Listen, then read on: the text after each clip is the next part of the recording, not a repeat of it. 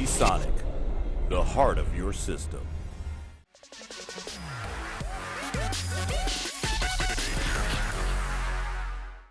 Alright guys, Dominic here for KitGuru, and obviously last week we saw the release of the RTX 2060 Founders Edition. That proved to be a pretty good card. You can check that review out if you haven't seen it already.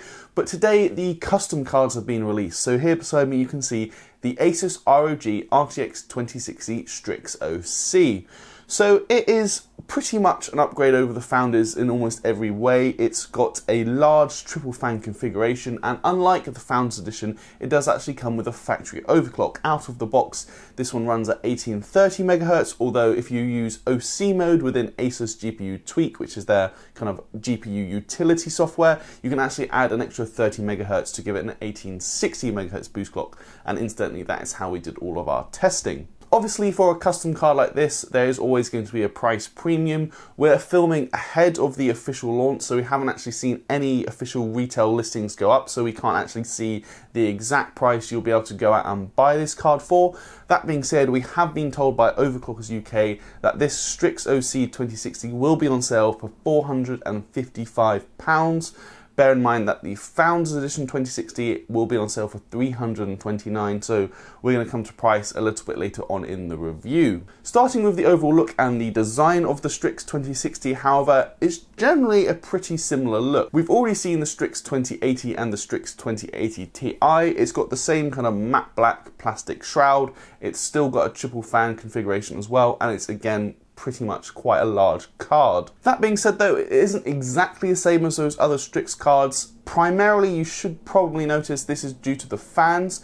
This Strix 2060 actually uses Asus's Wingblade fans. You probably recognize those from the previous generation, the 10 series Pascal cards, like the Strix 1080 and Strix 1080 Ti, for instance, had the same fans here as the Strix 2060. If you look at the Strix 2080 or the 2080 Ti, those have the new Axial Tech fans. They're the ones with the kind of ring that goes around the outer edge. So it's Wingblade on the 2060, not the Axial Tech fans. The 2060 is also marginally smaller than some of the other Strix cards we've seen this generation. That's because it measures 30 centimeters long by 13.2 centimeters wide, and it's about 5 centimeters thick. So that makes it a 2.5 slot card instead of the 2.7 slot cards we've seen from both the 2080 and the 2080 Ti.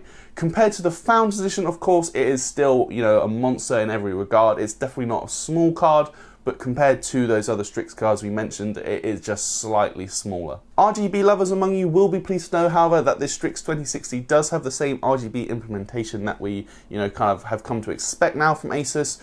So you've got these little LED strips on the front of the shroud, then there's also the ROG logo on the front side of the card, and then lastly the little owl eye logo kind of on the back plate, that is also RGB, and of course you can configure all of that using the Asus Aura RGB software. Moving now to the front side of the card, here we can see the GeForce RTX branding. It's printed in kind of a subtle light grey, but more importantly, just above that there's actually a dual BIOS switch. So this does work exactly the same way as we've seen from the other Strix cards of this generation, so you can choose between the performance BIOS or the quiet BIOS. They keep the same clock speed, however performance has a kind of faster fan curve, whereas obviously the quiet BIOS, I guess, has a quieter fan curve, so you can kind of choose what your priorities are. Would you rather have low temperatures or slightly lower noise levels? Another thing that hasn't changed is also the backplate. It's still got this lovely brushed metal finish.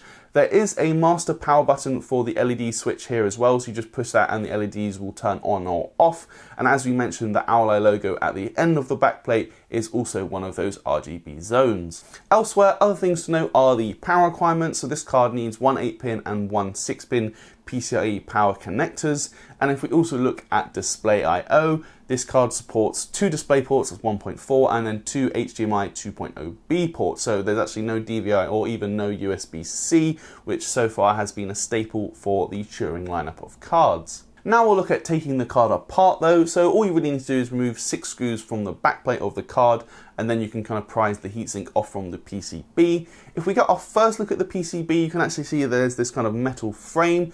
This adds structural rigidity. We've seen it before on the other Strix cards, so it just adds a bit of structural rigidity, and it does also kind of act as a kind of heatsink for the VRAM chips because it uses thermal pads to connect to those 6 VRAM chips on the PCB itself of the 2060. Once we remove that metal plate, we do get a proper look at all the different componentry, and there's definitely a few things to note.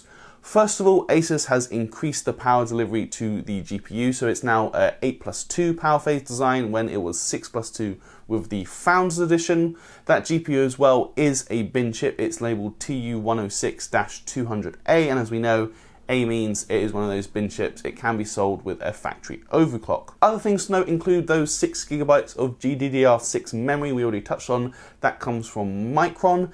And at the end of the board here we can see there are an extra 3 headers. One is a 4-pin RGB header, so you can connect various RGB peripherals to the card itself and have it controlled using Aura Sync and have it all kind of, I guess, synchronized with the graphics card. And then the other 2 headers are for your system fans, so you can have maybe your front intake fans controlled via the GPU's temperature instead of having them controlled via the CPU's temperature. If we look now at the heatsink, we can see this is another hefty unit. It uses 6 heat pipes, each of which look like they measure 6mm in diameter, and these feed through a fairly thick and fairly dense aluminium fin stack. The GPU die itself contacts with this special cold plate, and this uses Asus Max Contact technology. So what Asus says is that means it's up to 10 times flatter than other cold plates. So essentially, like the name suggests, that should increase the contact between the GPU die and the cold plate itself, thus increasing thermal transfer, but we will of course look at thermals later on in the review. So that is it for our look at the card itself. We're now going to move on to performance. So here we're going to show you our 1440p benchmarks. If you do want to find 1080p and 4K benchmarks, they will be over on kitguru.net along with our full testing methodology. It's also worth saying we tested this card with the BIOS set to the performance BIOS, and we also used the OC mode where it has the 1860 MHz boost clock, which is up 30 MHz from the default out of the box 1830 MHz boost clock. So if we put those benchmarks up for you now, considering this is a quite heavily factory overclocked card, it is no surprise to see the Strix 2060 push ahead of the Founders Edition. In fact, at all of our tests at 1440p, we can see on average the Strix proved to be 4.5% faster than the Founders 2060, and at 1080p the Strix is actually 5.1% faster on average when compared to the Founders 2060. That means you're certainly getting a decent boost over the reference speeds if you go for the Strix 2060, and for me it really cements the 2060 as a card which can do high refresh rate 1080p gaming or a really solid 60 FPS if you play at 1440p. In fact, if you do game at 1440p, there will be some cases where you actually exceed that 60 FPS mark. If we look at Far Cry 5 for instance, here the Strix actually averaged 85 FPS, and in Middle-earth Shadow of War, the Strix averaged just over 70 FPS. So, like I said, high refresh rate 1080p or a really solid 60 FPS at 1440p, if not higher, depending on the game you play. Now, it wouldn't be an RTX review without a mention of ray tracing. So obviously this comes from Battlefield 5, since it is still the only game that actually has ray tracing enabled so far. So we essentially found with the Founders 2060 that you can get a very comfortable experience with DXR Ultra at 1080p, and that is definitely the same for the Strix 2060.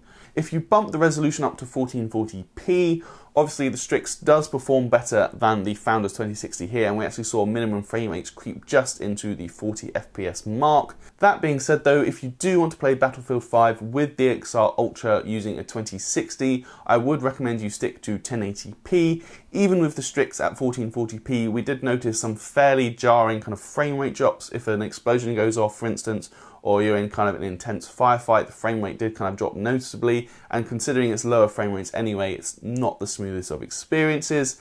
At 1080p though with DXR Ultra, we were averaging over 70 FPS, so it was a very good experience, very smooth. You still take a hit compared to DXR Off, but then again, it is still playable with DXR Ultra, so the choice is yours. Rounding out our look at performance now, there's also DLSS to touch on, or Deep Learning Super Sampling. This comes from the Final Fantasy 15 game, which is again the only one to actually support DLSS at the moment. Considering you can only enable DLSS at 4K in Final Fantasy, frame rates aren't that great. We still see an improvement going from TAA on to DLSS, and the Strix performs about 3 FPS faster than the Founders 2060, but even then it's not the best experience considering, like I said, you can only enable DLSS at 4K. So that is it for the game section of this review. We're now going to move on to things like average clock speed, thermals and noise, for instance. So for this testing, we tested both BIOS on the Acer Strix card, so both the performance and the quiet BIOS. That means you're going to see 2 entries per chart for the Strix 2060, and each one is either labelled with a P or a Q as well, so you know which BIOS was used. Starting with average clock speed then, I was actually amazed to see this Strix card break beyond the 2 GHz barrier and actually stay there, so it averaged over 2 GHz under load. Like I said, this is with the OC mode enabled, so that adds an extra 30 MHz to the default out of the box speed, so it goes from 1830 to 1860 MHz. But even with that said, it's still really fast for a card like this, and what can you say, it's over 2 GHz, so it really goes to show Asus has really pushed things with this Strix 2060. The quiet BIOS 2 was barely any slower as well. That one averaged 1999 MHz, so again, essentially 2 GHz. So I was impressed with the clock speed, and you can bet I was even more impressed when we move on to thermals. That's because in the performance BIOS, this Strix didn't peak above 55 degrees, which kind of blows my mind really. If you think the Founders 2060, which you know is still a pretty cool card, that peaked at 68, this is a full 13 degrees cooler, and 55 degrees, it's the lowest temperature result we've got on the chart so far. Even the quiet BIOS didn't actually peak beyond 61C, so it really does just go to show if you stick a massive cooler, a triple fan configuration on a 2060 GPU, you are going to get fantastic results. The performance BIOS does run slightly louder. It peaked at almost 42 decibels under load, so that makes it about 1 decibel louder than the Founders edition, so still by no means loud, but slightly more audible than the Founders 2060. But it is the quiet BIOS that really steals the show. That's because it didn't even reach 38 decibels under load, so the number might not mean that much to you, but it's just really hard to hear. I had to move my ear physically closer to the card. Bearing in mind this is on an open air test bench as well, it's just you can barely hear it, so if you stick it in a case, it's going to be, for all intents and purposes, dead silent. So again, Asus has done a really good job with that quiet BIOS. Now moving on to power consumption, here it's definitely worth saying we have actually dedicated hardware to measure the power draw of the graphics card itself. This comes from not only a special PCIe riser card in the PCIe slot, but then we've also got sensors built into the PCIe power connectors as well. So that lets us measure power draw for the graphics card itself. So we're not showing power draw for the system as a whole, but rather the specific graphics card. So with that said, we can see that this Strix card pulled just about 190 watts under load, and it really didn't change that much depending on the BIOS. So 190 watts is still pretty good considering this is a factory overclock 2060. That makes it about 30 watts more than the Founders 2060, and it's kind of in the region of other reference clocked RTX 2070 cards. It's also worth touching on our manual overclocking. And you can probably guess, but the card didn't manual overclock that well. We could only add an extra 35 MHz to the GPU core, although the memory did take an extra 750 MHz. This raised our average clock speed under load to just over 2040 MHz, which is a decent gain, but not that great, considering it was already running at over 2 GHz. And as such, you can see our 3D Mark score didn't really improve that much. And then some of our 1440p games like Deus Ex Mankind Divided and Shadow of the Tomb Raider, we really didn't see that much of a performance uplift. Because the overclock wasn't that great, we saw our noise levels didn't really rise that much, didn't even rise by a whole decibel. In actual fact, peak temperatures remain at 55 degrees, which as you will remember is actually the same result as we had before when the card wasn't manual overclocked. Power consumption as well was barely affected, with the power draw under load rising by only about 5 watts or so. So then, wrapping things up, Asus has again produced an absolutely fantastic aftermarket RTX card in the form of the Strix 2060. In fact, relatively speaking, I would go as far to say as this is actually the best RTX card I have tested so far. That's because it really just ticks all the boxes. It's very cool, it's very quiet, you've obviously got the choice of the different BIOS options as well, it looks good, and then of course it is very, very fast as well. Asus has heavily factory overclocked this card, so it's just generally an all-round excellent aftermarket RTX card. That being said, it is still a card that I really struggle to recommend, and that's for one reason only: pricing. Like I said, we are filming this ahead of the official launch of the aftermarket card, so we're yet to see an actual retail listing for ourselves with a price that will be, you know, for everyone who wants to go out and buy this card.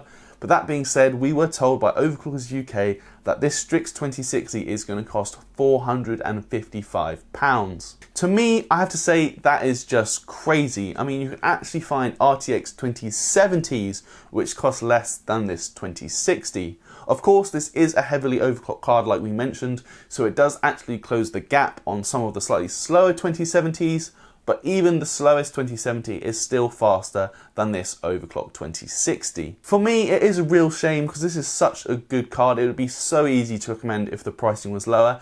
Even at £400 for those who want a really good 2060, they're happy to pay, you know, £70 more than the Founders card. So even at that price, I would be happy to recommend this Strix card.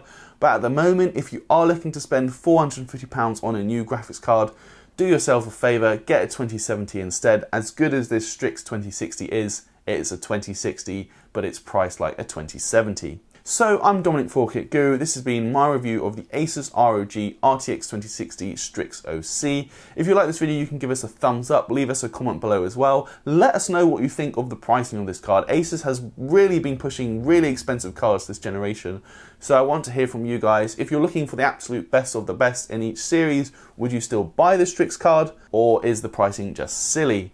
Do let us know in the comments below, and you can also subscribe and hit that notification bell to be notified about all of our upcoming videos. We're going to have a lot more RTX coverage coming soon. We've got a few more RTX 2060 cards on the way, so don't miss out on any of that. So I'm Dominic 4Kit Guru. This has been my review of the Strix RTX 2060, and I'll see you in the next video.